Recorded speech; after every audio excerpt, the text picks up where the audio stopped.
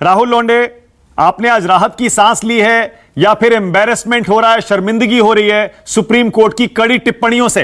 राहुल लोंडे।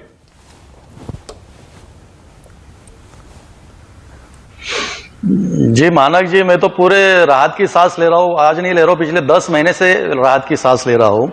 अभी मैंने टिप्पणी सुनी जो उद्धव बाला साहब ठाकरे गुट के प्रवक्ता चरण सिंह सप्रा है मेरे ख्याल से, और कांग्रेस के प्रवक्ता है आनंद दुबे जी। ऐसा मुझे आपके चैनल के माध्यम से लग रहा है कि उद्धव ठाकरे प्रवक्ता मतलब चरण सिंह इतने जोर शोर से बात कर रहे हैं जैसे पूरे बाला साहब ठाकरे का जीवन, उद्धव ठाकरे का जीवन उनको एकदम अच्छी तरह मालूम है और उसकी तरफ से बात कर रहे हैं। लेकिन आज जो आपने बताया कि मैंने पूरी चर्चा सुनी है कि आदरणीय वानखेड़े साहब, मैं तो हमेशा उनको ज्येष्ठ पत्रकार बोलता हूं, उनको राजकीय विश्लेषक अच्छे नहीं लगते, प्रभाकर जी है। देखिए, सर्वोच्च न्यायालय है।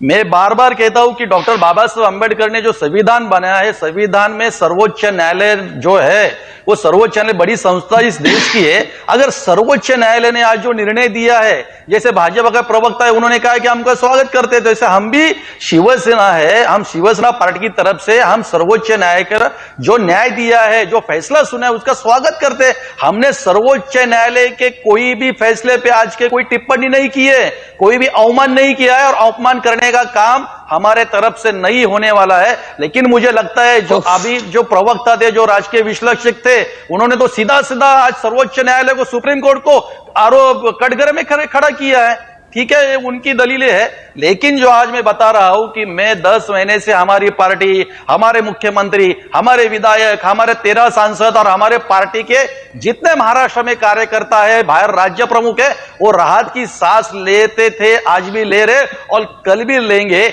क्योंकि जो आज ठीक है टिप्पणी हुई है, सर्वोच्च न्यायालय ने जो जो बातें की है वो बातें आदरणीय एकनाथ शिंदे साहब ने की है। आनंद दुबे जी की मैं बात सुन रहा था, उन्होंने अपने बयान में कहा कि बाबा लोकतंत्र का आज पराभव हुआ है, दुर्दैव है। लेकिन मातोश्री में बाला उद्धव ठाकरे प्रेस कॉन्फ्रेंस लेते नीतीश कुमार के साथ, वो बोलते लोकतंत्र जीवन जीवित है, ये बात कर रहे हैं। अच्छा ठीक है, ओके, ऑलराइट। राहुल लोंडे, एक सेकंड रुक जाइए, एक सेकंड। आप मुद्दे के चारों तरफ घूम रहे हैं, चारों तरफ। आप मुद्दे के अंदर नहीं जा रहे हैं। मैं डायरेक्ट सवाल पूछ रहा हूं आपसे। नहीं, आप ही बोलिएगा, मैं डायरेक्ट सवाल पूछ रहा हूं आपसे। आपको अभी भी, आपने, मुझे पता है सुप्रीम कोर्ट का जजमेंट सुना होगा, उसकी पढ़ाई की होगी, स्टडी किया होगा। आपको अभी भी इस बात का एहसास नहीं है कि आप टेक्निकल ग्राउंड पे बच गए, तकनीकी आधार पर बच गए? गवर्नर को फ्लोर टेस्ट नहीं बुलाना चाहिए था, स्पीकर का फैसला भी गलत था, सारे के सारे फैसले आपके खिलाफ गए हैं। अगर उद्धव ने इस्तीफा नहीं दिया होता तो आपकी सरकार आज चली जाती। नहीं, ये जजमेंट में लिखा है क्या ऐसा कि उद्धव ठाकरे फिर से हम मुख्यमंत्री कर सकते थे, ऐसा जजमेंट में लिखा है? जी हाँ, बिल्कुल लिखा है, सुप्रीम कोर्ट ने बिल्कुल लिखा है। राहुल लोंडे, बिल्कुल लिखा है। इसीलिए मैंने आपसे कहा कि आपने शायद जजमेंट पढ़ा नहीं है, फिर इसका मतलब लिखा है, जजमेंट में लिखा है। दिखाइए मानक जी, दिखाइए, शो कीजिए कि ऐसी जजमेंट में टिप्पणी की है सर्वोच्च न्यायालय, सुप्रीम कोर्ट ने बताई है। और जो आप बता रहे कि ठीक है, हमारे जो व्हीप है उनका, भरत गोगोले का जो व्हीप तब सर्वोच्च न्यायालय ने वो खारिज किया, दूसरा जो अध्यक्ष का डिसीजन था या राज्यपाल था। मैं पहली बार यही बता रहा था कि ये सब घटनात्मक संवैधानिक पद है। लेकिन जाते समय सर्वोच्च न्यायालय ने यह भी कहा है कि जो डिस्क्वालिफिकेशन 16 एमएलए, उनका निर्णय, उनका डिसीजन कौन लेने वाला है? अध्यक्ष ही लेने वाला है। मतलब सुप्रीम कोर्ट ये जानती है कि संविधान ने जो प्रावधान किए हैं देश में कि सुप्रीम कोर्ट, संविधान मंडल है, उनका हस्तक्षेप नहीं कर सकते। इसलिए प्रभाकर बता रहे हैं, एक सेकंड रुक जाइए। आपने कहा ना कि कहीं लिखा नहीं है, ये कहा है ना, सुप्रीम कोर्ट ने लिखा है ना साफ साफ। सुप्रीम कोर्ट ने कहा कि चूंकि आपने इस्तीफा दे दिया था, इसलिए हम आपको दोबारा पुनर्स्थापित नहीं कर सकते। और ये बात सुनवाई में भी कही थी, ये सुनवाई के दौरान भी कही थी। और मानक एक बात और, मेरे पर भी कुछ लोगों ने टिप्पणी की। मुझे पता है, मुझे पता है कि सुप्रीम कोर्ट के फैसले की कितनी आलोचना की जा सकती है, सुप्रीम कोर्ट के फैसले की समीक्षा होती है, सुप्रीम कोर्ट के फैसले का पुनर्विचार होता है। और मानक में एक बात और कह रहा हूं, हाई कोर्ट के फैसले के जिस तरह सुप्रीम कोर्ट में मामला जाता है, इस सुप्रीम कोर्ट के ऊपर भी कोई कोर्ट होती तो हो सकता है वहां सुनवाई होती, और हो सकता है यह कहा जाता, रिव्यू होता है। और तब हो सकता है यह भी फैसला आता कि सुप्रीम कोर्ट ने जो फैसला दिया है, केवल गवर्नर को यह कह देना कि आपने जो किया था गलत किया था, इतना ही काफी नहीं था। या सुप्रीम कोर्ट के बारे में यह भी कहा जा सकता था कि सुप्रीम कोर्ट को उस समय एक्टिवली वो करना चाहिए था जब यह कहा गया कि प्रोटेस्ट के लिए बुलाया गया। राहुल लोंडे, उद्धव ठाकरे अब कह रहे हैं कि इस्तीफा दे देना चाहिए नैतिक आधार पर। उन्होंने भी नैतिकता के आधार पर इस्तीफा दिया था। आज का पूरा फैसला आपके खिलाफ आया है। देखिए मानक जी, मैं ही बता रहा हूं कि नैतिकता सिखाने की जरूरत उद्धव ठाकरे को नहीं है, शिवसेना को। बाला साहब ठाकरे के जो विचार उन्होंने छोड़े, उसी टाइम उन्होंने नैतिकता खो दी थी। मतलब 2019 में जो महाराष्ट्र में विधानसभा के चुनाव हुए थे, मुझे मेरी बात पूरी करनी दीजिए। जो चुनाव हुए थे तो लोगों का मैंडेट शिवसेना भाजपा को युति को था, लेकिन वो मैंडेट को बाजू में रख के खाली मुख्यमंत्री पद के लिए और सत्ता के लिए नैतिकता छोड़ के उद्धव ठाकरे ने सत्ता हासिल की थी। और उसमें 2.5 साल आप भी उनके साथ थे। 2.5 साल उस सरकार में जो कांग्रेस और एनसीपी के साथ थी, उसमें शिंदे भी थे। ये किसको नैतिकता सिखा रहे हैं? अगर बाला साहब ठाकरे के विचार जीवित रखते और बाला साहब ठाकरे ने यही कहा था कि मेरी पार्टी की मैं कांग्रेस होने नहीं दूंगा, अगर उद्धव ठाकरे भाव ओके, ऑलराइट। अब मैं थोड़ा आगे की बात करना चाहता हूं। भाव देखिए, टेक्निकल ग्राउंड्स पर तो आनंद दुबे साफ साफ कह रहे हैं हम दोबारा सुप्रीम कोर्ट जाएंगे। कुछ और एक पेचीदगियां अभी खड़ी हो सकती हैं क्या? क्योंकि जैसे अभी आप खुद कह रहे थे, अगर मान लीजिए अब वो चीफ विप अगर कोई विप जारी करते हैं सदन में, जिनको सुप्रीम कोर्ट ने कह दिया कि उनको हक ही नहीं था बनाया जाने का, तो फिर से कोई कानूनी पेचीदगी खड़ी हो सकती है क्या? बिल्कुल हो सकती है, क्योंकि ये सिर्फ 16 लोगों के डिस्क्वालिफिकेशन की बात नहीं है। 16 लोगों को नोटिस दिया था, ये फ्लोर टेस्ट के पहले का है, व्हिप जारी करने के पहले का है। उसके बाद जब सदन कॉन्स्टिट्यूट हुआ और सदन में जब इन्होंने एकनाथ शिंदे गुट ने अपना व्हिप बनाया, वो इलीगल था। इसका मतलब उद्धव ठाकरे गुट का व्हिप लीगल है।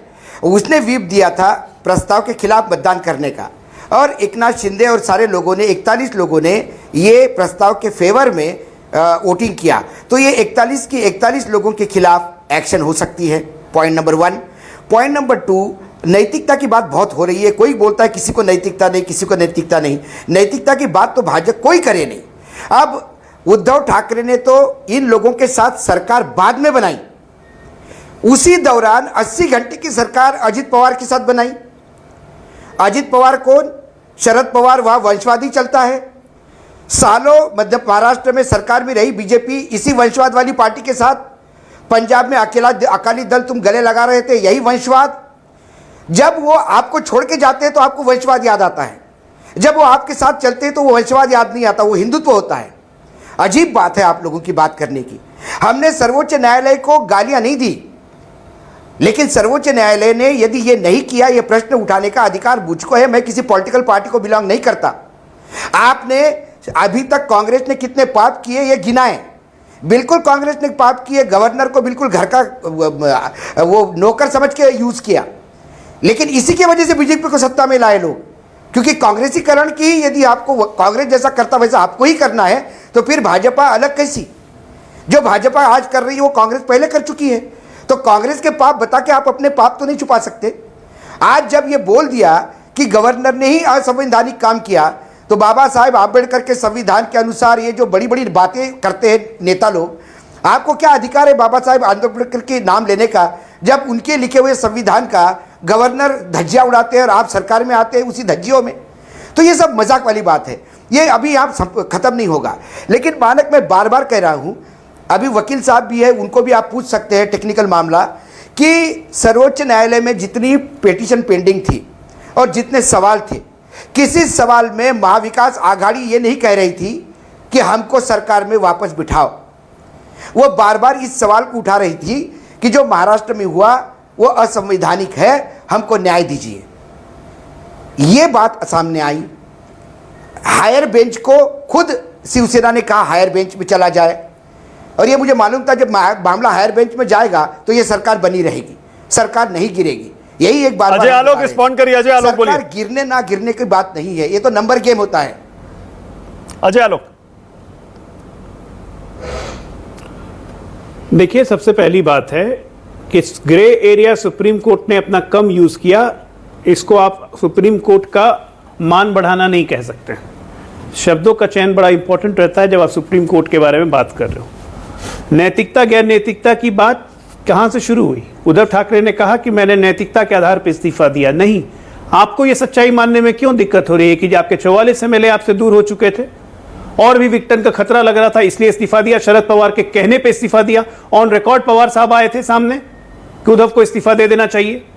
याद आया? ऐसा नहीं कि हम लोग भी बात भूल जाते हैं अशोक साहब। हमारे गवर्नर ने गलती की, अब तो वो गवर्नर है भी नहीं। उसी के एपिसोड के 2-3-4 महीने के बाद तो गवर्नरशिप भी उनकी चली गई। अब एक मिनट, अब सुन लीजिए। इसलिए नैतिकता और गैर नैतिकता का आधार नहीं है। सच्चाई यह है कि लोकतंत्र यह भी कहता है कि अगर चुनी हुई सरकार का फ्लोर में नंबर टेस्ट में कॉन्फिडेंस खत्म हो जाए तो उसको सरकार में रहने का हक नहीं है। और आप जानते हैं कि मौजूदा व्यवस्था में उस वक्त के स्पीकर और उस वक्त के चीफ मिनिस्टर कोई हाउस कॉल नहीं करता। इसीलिए 34 एमएलए ने गवर्नर के सामने परेड की और गवर्नर के सामने फिर नैतिक प्रश्न था कि वो फ्लोर टेस्ट बुलाया ना बुलाया, जिस पे आज सुप्रीम कोर्ट ने कहा कि गलत किया। लेकिन अगर उस समय का नैतिकता देखें तो शायद गवर्नर भी सही थे। आज सुप्रीम कोर्ट उसको गलत कह रहा है, इसलिए हम पूरा मान सम्मान के साथ सुप्रीम कोर्ट का ऑर्डर स्वीकार करते हैं। लेकिन आप लोग तो सुप्रीम कोर्ट का ऑर्डर भी नहीं स्वीकार कर रहे हैं, विवेचना कर रहे हैं, तो करते रहिए, हम लोग क्या करेंगे? ओके, मेरे पास टाइम खत्म हो गया, माफ करिएगा, मेरे पास टाइम बिल्कुल खत्म हो गया है। प्रभाकर, अभी भी संभावना है ना? क्योंकि जैसे अशोक वानखेड़े भी कह रहे थे, और पेचीदगियां अभी निकल सकती हैं। वो बिल्कुल है, और वो दोबारा मामला सुप्रीम कोर्ट जा सकता है। बिल्कुल है। और जैसा बात आई कि अभी डिस्क्वालिफिकेशन पर फैसला लेने की बात जो कही गई कि करिए, तो व्हिप कौन होगा, अब ये बातें उठेंगी और कोशिश होगी। इसलिए कि देखिए, क्योंकि अब अगर जो इलीगल हो गए व्हिप सुप्रीम कोर्ट के मुताबिक, हाँ, अब अगर वो कोई व्हिप जारी करते हैं उसमें उद्धव गुट के एमएलए बाध्य हो जाएंगे, बिल्कुल, तो वो दोबारा सुप्रीम कोर्ट जा सकते हैं, सुप्रीम कोर्ट आएंगे, वो बोलेंगे तो कि आपने कहा था ये व्हिप इलीगल है, तो अब हम इनकी बात क्यों माने? ऐसा आदमी, एक ऐसा व्यक्ति जो जिसका अपॉइंटमेंट ही अवैध था और सुप्रीम कोर्ट ने कहा, सुप्रीम कोर्ट ने कह दिया है, तो सवाल उठेगा। और यही नहीं, इसका अगले वाले में पार्टी वाले जो अधिकार क्षेत्र वाला जो मामला पेंडिंग है उस पर भी असर, इलेक्शन कमीशन वाला, वो भी असर। ओके, यानी